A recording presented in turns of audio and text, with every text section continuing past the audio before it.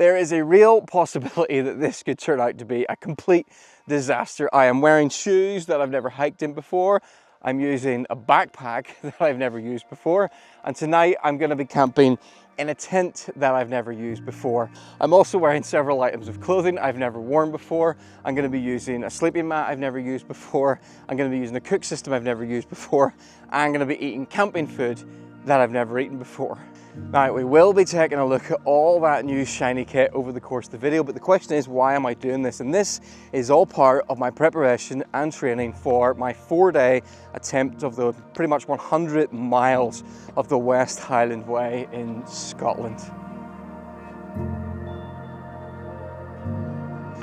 But before I left the house this morning, I had my first disappointment, and my first disappointment was with this pack that I'm wearing. This pack is the Instinct Alpi 40. It's a 40-litre running fast packing pack made from 3-layer ripstop nylon. It weighs about 1 kilo, which is on the heavier side, but it looks, you know, super robust and still quite lightweight. It's different from a normal backpack in that there's no waist strap, which is very, very difficult to run with, and you tend to get pain over long periods of time.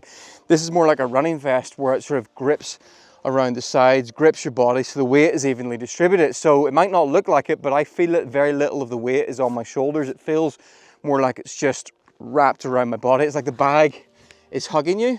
And a big thing that I need for carrying my cameras is a lot of upfront storage, and this has tons. It's got half a litre, half a litre, half a litre, half a litre. That's 2 litres of storage on the front. So I've got my water bottle in here, and we've got the snacks in here, camera accessories in here, then I'm carrying my DJI Pocket 3, which I'm shooting this on, and my mini tripod in here. So on paper, it ticked a lot of the boxes, but there's a roll top section on the top of it here. So the main bit in the back has got 28 litres, and then there's a separate roll top. I'll show you it later.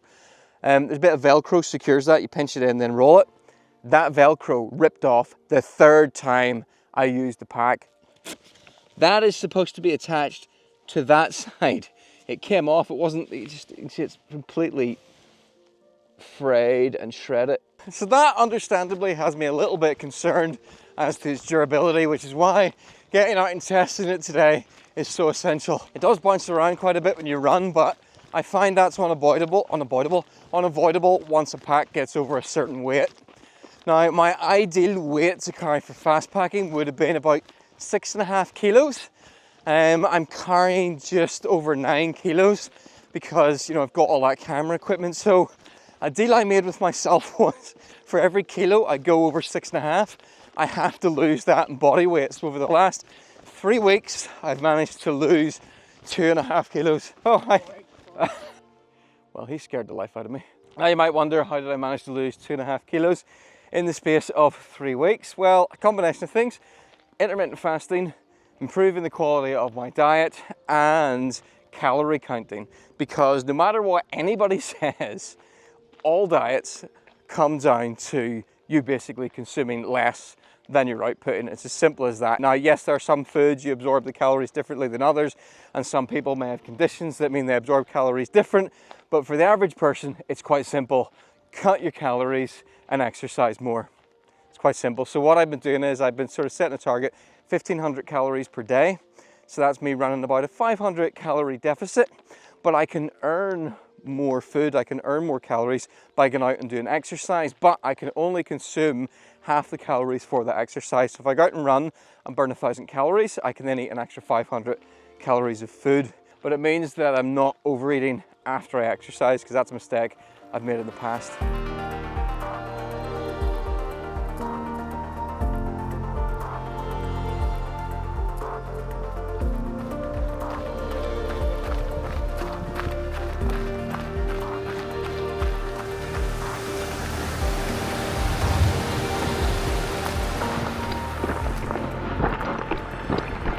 I thought we'd talk about a couple of bits of clothing I've got. First of all, these are Patagonia windshield trail running trousers, which I've just discovered if you pull them up and tighten the zip, they grip the top of your calf, and you can fold them down and turn them into handy 3/4, which I didn't realize, which has been useful because they've been a bit too warm. And I've got these because one of the biggest problems with going to Scotland is, of course, midges. Horrible flying insects that bite you. So I wanted a pair of full length bottoms that I could wear when it's colder or wear in the evening. And I hate wearing leggings when I'm running. I just find them really uncomfortable and sticky, and yeah, I wanted something with a little bit more room for everything to breathe inside. Worst case scenario, if it gets really cold, I'll have shorts on, these on, and then waterproofs over the top, so I should be able to warm myself up. And then on my feet, I've got these weird looking shoes. These are the Altra Olympus 5 trail shoes. And you might be wondering, why am I not wearing my Vivo Barefoots? Don't I love those so much? Well, I do, but the thing with Vivos is you have to train for the distance you're going to do in them. I've never done multi-day in the Vivos, so this is a case where I feel that it's best if I have something with a bit more padding. So these, they're still barefoot style. They've got a wide toe box, but and there's zero drop, but they've also got a decent chunk of cushioning. One modification I've made to these, that I've replaced normal laces with these elastic lock laces. I find that these give a more even grip over your entire foot because they're elastic. They kind of adjust to the contours of your feet a bit better than normal laces, and I find them a bit more comfortable. And it also means when I get into camp at the end of the day, I can just loosen this up, loosen all the laces, and I'll turn these into a pair of slippers.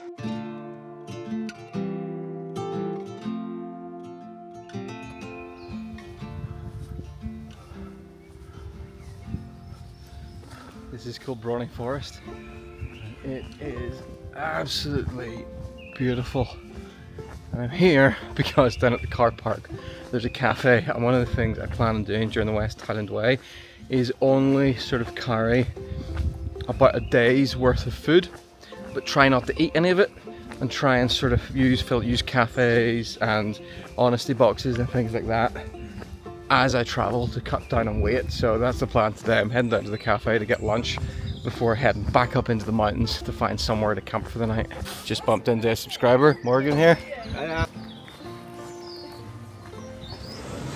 Now we're about to head back up into the mountains to find somewhere to camp for the night. So this is where I'm going to bring out my poles to help me get up those hills. By the way, I've just discovered another unexpected benefit of these shoes. Because these are elasticated, if I get a stone in, I can slip them off like that, shake the stone out, and put them back on.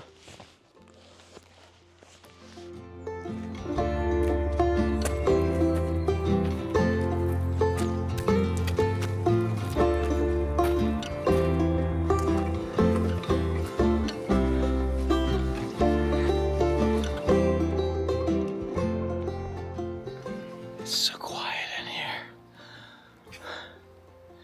We're completely sheltered from the wind. It's also absolutely sweltering. I'm sweating buckets.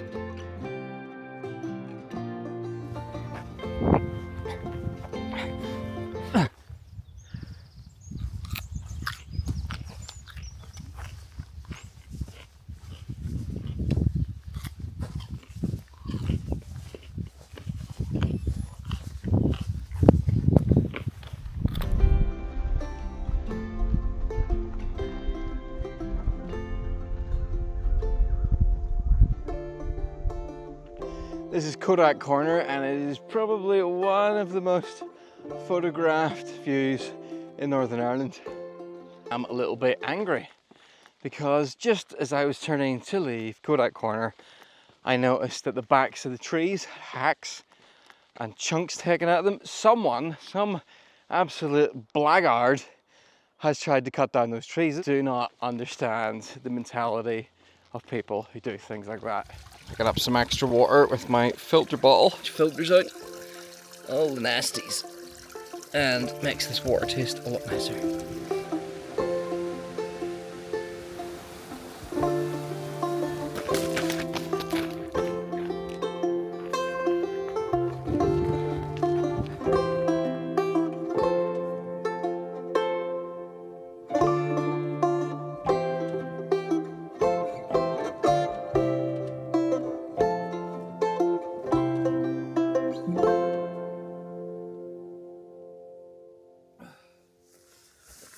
Okay, so now you're going to see exactly why I bought this, the Durston X-Mid 1. This is one of the easiest tents I've ever pitched. You just peg it out with just 4 pegs in a square, insert 2 hiking poles, and that is pretty much it pitched. Alright, let me quickly give you the grand tour of the tent. You'll notice I've added a couple of extra guy lines. I've added one here, there's one on the other end as well, and I've also added this guy line attached to the stick that I brought up from the forest, because if you do this, that is attached to the inner, and that pulls the inner out, which means you end up with more space inside. This thing's class. It's got 2 entrances either side, which means I've got 2 vestibules, which means I can keep one for sort of cooking in, and I can chuck my bag into the second one. Opened up at the front. That's magnetic. You can see I've got my pole in here. This is a carbon fiber hiking pole. This is a Harrier Helvellyn pole. These are a really nice quality, affordable option. This pitch is ridiculously bumpy. I don't know if you can tell, but if you look here, that corner is about half a foot or maybe even a foot higher than down in there. And I've still managed to get it looking mostly okay. This side's sagging a bit, and I think that's because it's not the world's best pitch, but it's still pretty solid. Okay, zippity zippity zip. There we go. Ah, perfect. Storage in here. There's these 2 high meshes up above, which is really handy because it means you can stick a head torch up in there and then it'll work like a lantern. There's a couple of toggles for hanging things in both corners, and the crazy thing is this tent weighs less than my Rab Ridge Raider. You know that coffin tent I've used a couple of times? It's like 980 grams. This is, I can't remember exactly, I think it's like 850. Right, let me give you a closer look at the rest of this backpack quickly. In the top here we've got this stretch mesh section, and then I've got storage underneath here. Now this whole top bit is supposed to come off, it's supposed to be detachable, but you have to do it by sort of threading the webbing through this buckle, and it's actually really difficult. It's a bit annoying. I thought I was going to be able to take this off really easily, and nope, it's too thick. It won't feed through the strap. I am tempted to just cut the little stop on the webbing and redo it myself, because if I look at it, it's got 3 loops, and I think if I cut it and resewed it with just 2 of those loops, it would come off and on easier. There's loads of straps on the sides, so you can put things right down the side of it. In this case, I've brought this. Tonight potentially it'll get down to about 6 degrees Celsius, so and the mat I've brought is only rated for down to 10, so I've brought this really thin foil and foam pad to put under my sleeping mat to add a little bit of heat. Another advantage of carrying something like this, I find, is it means if you don't want to have to inflate your mat and you just want to rest, you just unravel this, chuck it into the tent, and instantly you've got somewhere you can go and lie down from, and you're protected from a lot of the cold in the ground, so that's quite handy. X-Ped Ultra Zero sleeping bag, which has a comfort rating of 6 degrees Celsius, which I figured should be a good option. Let's put that in there. Okay, I'm going to show you one last feature of this bag. I'm not going to go through all the kit that I've brought with me, because I want to make the kit video, but I want to make it after I've done the West Highland Way, because there's no point me saying this is the kit I'm going to use and then I find that some of it didn't work, so I'll make the video in retrospect. You've got a nice mesh pocket on the front here, which you put a coat or some bits and pieces. I've had some snacks in there, but one of my favourite features is it's a front loading pack. So I unzip this, and that opens up, and I've got access to all my stuff. So what I can do is I can set this bag as is in the other vestibule with this stuff in it, and then if I want something, I just open the door and I reach in and dip in and out of it, like I've got my little cupboard.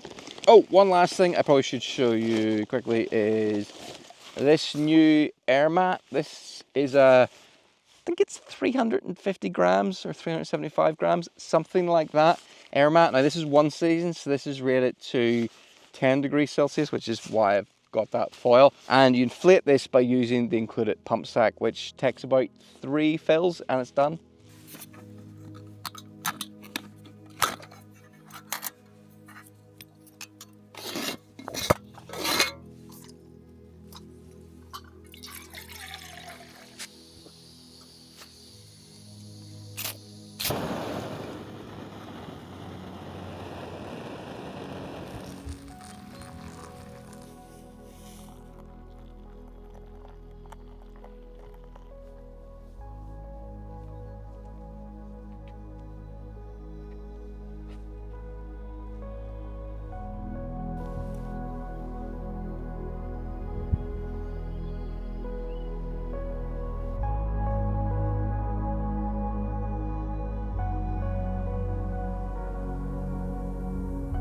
Look, we've got, where is it? Very, very, very tiny hint of a sunset.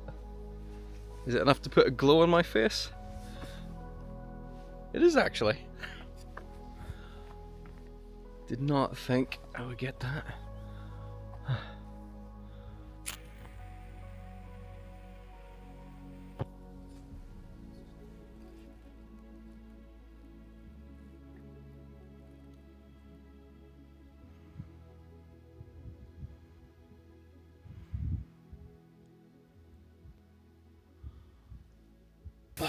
Right, sun is gone. I want to try and get to sleep soon if I can, because there's really heavy rain forecast all night, and if I don't get to sleep before the rain starts, I'm not going to get to sleep. So I've got my eye mask and my earplugs in there. The Altra Olympus have been great, super comfy all day. I feel like I could have done more miles in them, no problem. This is a little citronella tea light. This will burn for, I think, nearly 3 hours. It weighs 15 grams and you can buy them for very, very, very cheap. That has pretty much the same effect as a thermocell at a fraction of the weight. Save your money, don't buy a thermocell, buy some citronella candles, and if you are going to use them, don't leave them home when you're sleeping, and don't accidentally set your tent or the surrounding area on fire. But for now, I am going to wrap myself up and attempt to sleep before this rain comes. So hopefully, I'll see you in the morning.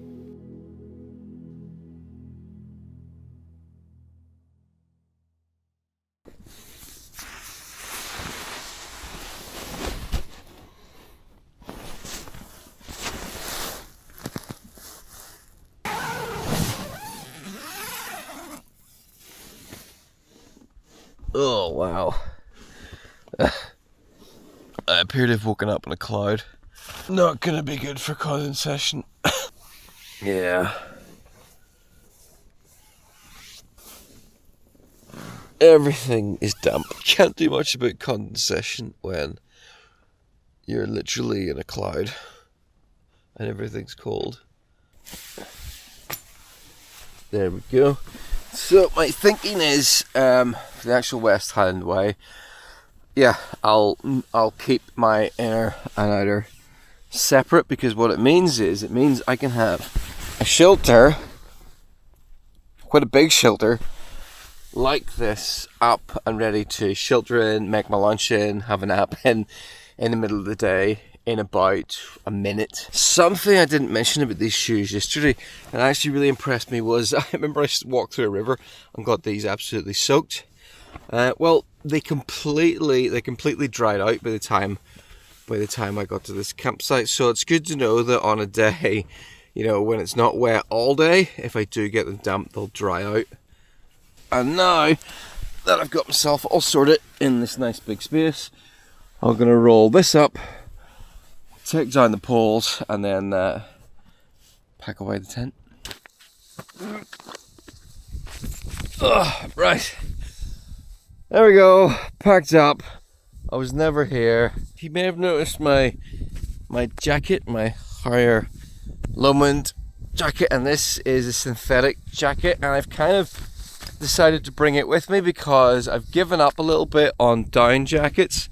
I mean, they're really lightweight, they're brilliant, but I feel like they're really designed for drier climates. And I found in the past that my down jacket got damp, either a little bit of rain, a little bit of mist, or I just sweated in it. And when down gets wet, it stops insulating you and it gets very cold very quickly and very useless. So with the synthetic insulation, it's a little bit heavier, but it does mean if I do get it wet, I do sweat in it, it's still gonna at least give me a little bit of warmth. I should point out, by the way, that it is freezing. Not literally freezing, but my guess would be it's about 5 degrees Celsius. And yeah, none of that kit I was using to sleep in last night was rated for these conditions. So, and I slept actually surprisingly fine. I got about 6 hours sleep, I did wake up at 2 a.m. cold, so I put a couple of extra layers on, slept through the rest of the night. So at least that lets me know that if conditions are colder than I'm hoping for, that I'm gonna survive the night.